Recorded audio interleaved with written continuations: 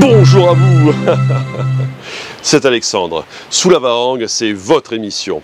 Sous la Varangue est une émission culturelle consacrée à l'art, aux traditions, à l'histoire et à l'événementiel. Aujourd'hui, pour cette 45e édition de la foire agricole de Brapanon 2024, Monsieur le maire Yannick Hatchapa m'a fait l'honneur d'une interview suite à sa remise des prix aux agriculteurs venus de toute l'île. Et c'est tout de suite dans Sous la Varangue.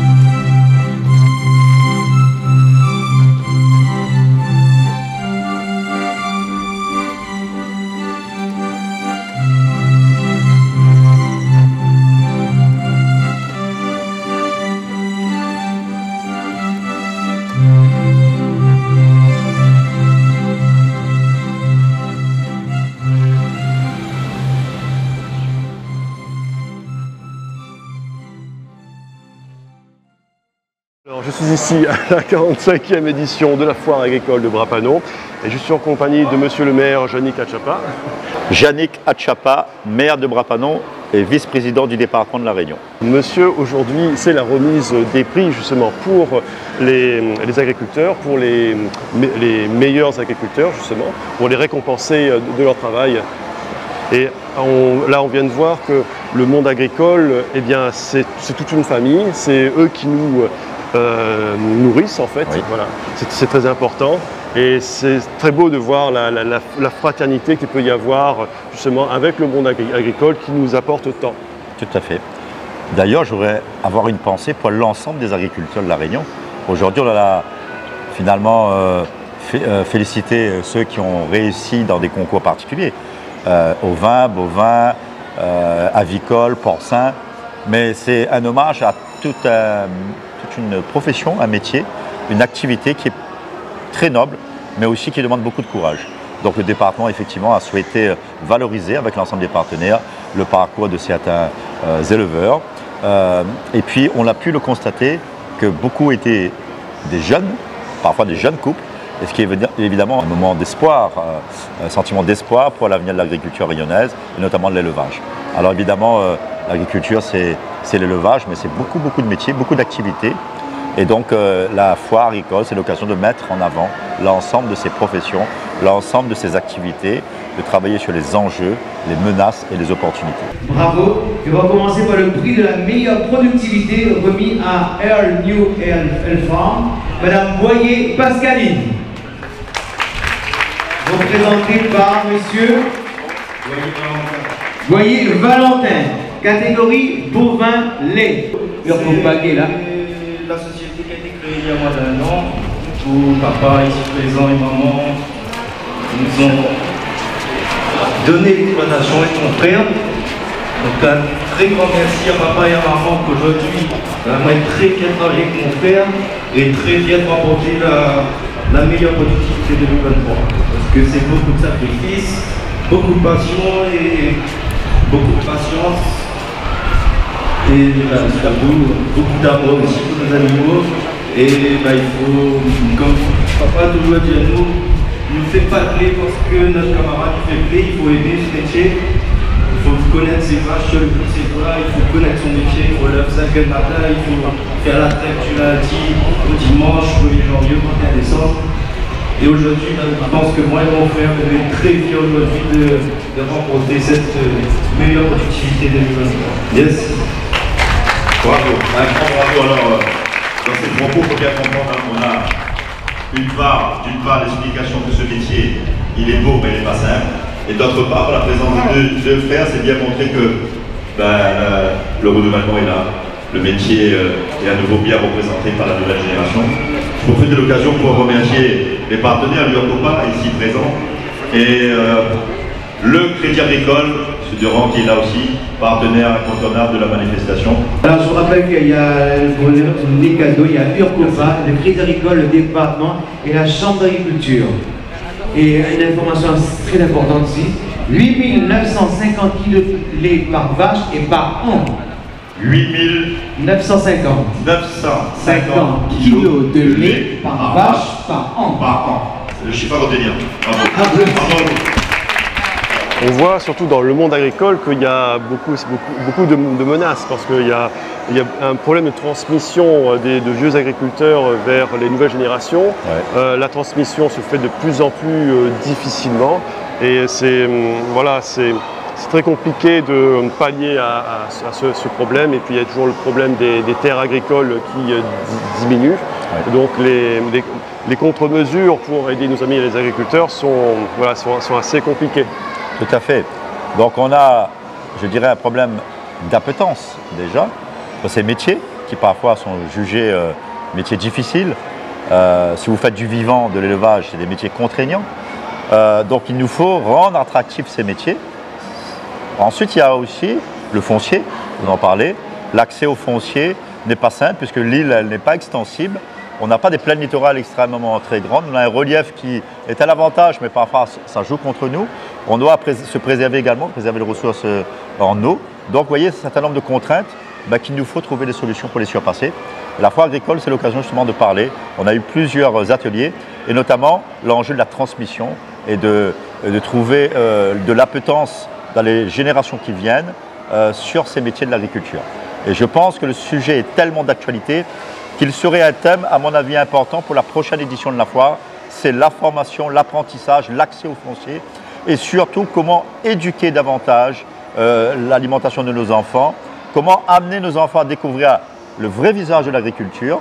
On a commencé à initier cette année, mais je pense que la prochaine édition aura une belle orientation enfant, une orientation agriculture, école de la vie. Alors, nous continuons avec le prix de la meilleure performance engraisseur de Torillon. Monsieur Folio Michael, qui est là présent, pour la société donc voilà. ARL Folio. Bravo monsieur Folio. Catégorie bovin viande.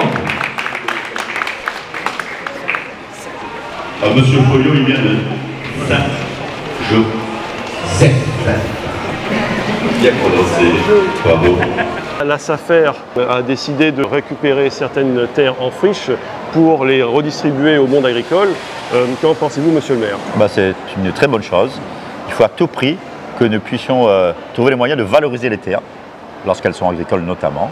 Et donc il y a deux options qui se présentent à nous via la SAFER. La première option, c'est de conventionner avec la SAFER pour faire la récupération des terres en friche. Je prends l'exemple de la ville de Bois-Panon où je suis le maire. Nous avons plus de 200 hectares agricoles qui sont en friche, qu'on pourrait donc remettre en activité, confier à des agriculteurs, parfois confier à de nouveaux agriculteurs, peut-être des jeunes. Et le deuxième axe sur lequel on travaille, c'est les biens sans maître, sur lequel la SAFER mène également un travail. C'est ces biens, ces terrains qui sont parfois laissés à l'abandon pour un problème de succession non réglé, ou parfois on ne retrouve plus d'héritiers.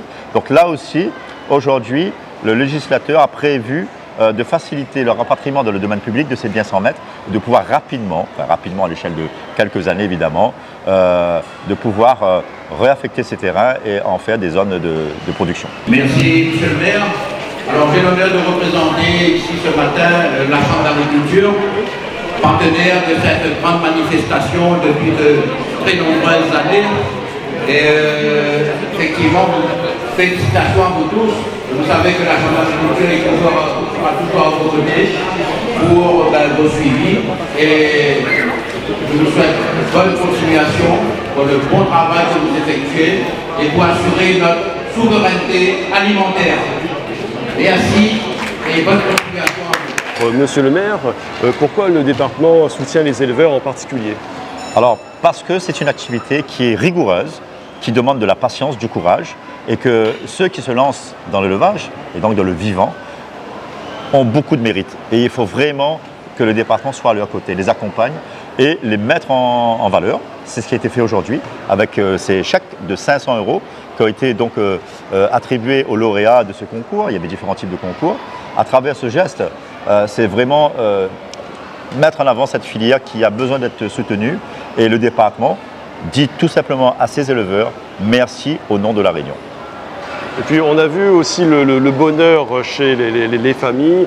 Les éleveurs venaient de toute la Réunion, c'est ça qui était intéressant, aussi bien du nord, du sud, de l'est, de l'ouest, voilà, c'était de toute la Réunion. Et puis on a vu la gratitude, le fait de sentir son travail récompensé, parce que bien souvent chez les agriculteurs, ils ne sentent pas que leur travail n'est pas suffisamment récompensé, ils ont besoin de soutien, et ça c'est très important, et c'est ce que vous avez fait grâce à cette cérémonie. Tout à fait. Alors, un pays sans agriculteurs, pour moi, c'est un pays sans âme, qui n'aura pas d'avenir.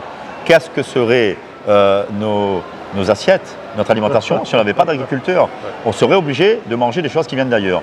Donc, il est important de maintenir et de développer l'agriculture, notamment l'élevage, d'avoir ces viandes locales qui sont bonnes, qui ont circuit court. Et c'est bon pour notre santé, mais c'est également bon pour la planète, parce que tout ce qui va être importé va arriver en bateau, en faisant une facture carbone qui va être élevée, qui va concourir au réchauffement climatique. Et on connaît toutes ces conséquences sur l'agriculture, sur le climat. Donc plus que jamais, le département veut accompagner l'inclusion, les circuits courts, la valorisation, et puis mettre en avant ces métiers, où vous le disiez, c'est des métiers d'amour. Parce qu'il faut aimer, il faut vraiment aimer les animaux, il faut vraiment aimer ce métier qui n'est pas très simple. Et donc, plus que jamais, je crois que c'est un métier qu'il faut valoriser, c'est un métier noble, qui sont exercés par des personnes courageuses. Et donc, le département ne peut qu'être à leur côté. En ce moment, le monde agricole est en crise, et surtout avec la hausse des prix et puis certaines pénuries, comme par exemple les oignons, il y en a de moins en moins, c'est de plus en plus difficile d'en trouver sur les marchés, il y a les prix qui augmentent, mais que peut faire le monde agricole face à cela? Déjà, prendre conscience de ces signaux d'alerte qui nous sont envoyés. On a eu la crise Covid qui a montré notre totale indépendance à ce qui se fait souvent ailleurs. On a une crise des conflits, crise ukrainienne. On a une crise climatique qui nous démontre que l'une des 4 conséquences directes du réchauffement de la planète, ça va être la baisse des ressources en eau et la baisse des rendements des cultures. Donc face à ce constat, il faut à un moment donné se regarder en face et se poser la question, et si jamais le scénario de l'isolement de la Réunion se produit, qu'allons-nous faire? Lorsque les bateaux ne vont plus pouvoir amener ces oignons, l'ail, et tout ce que nous avons, la viande importée, les produits manufacturés. Et donc là, c'est la question même de la survie de la Réunion qui est en jeu. C'est pour ça que le département, avec son plan AgriPéi, mais également certaines communes de la Réunion, avec les partenaires agricoles, réfléchissent à un plan de souveraineté alimentaire, et avec l'accompagnement de l'État également.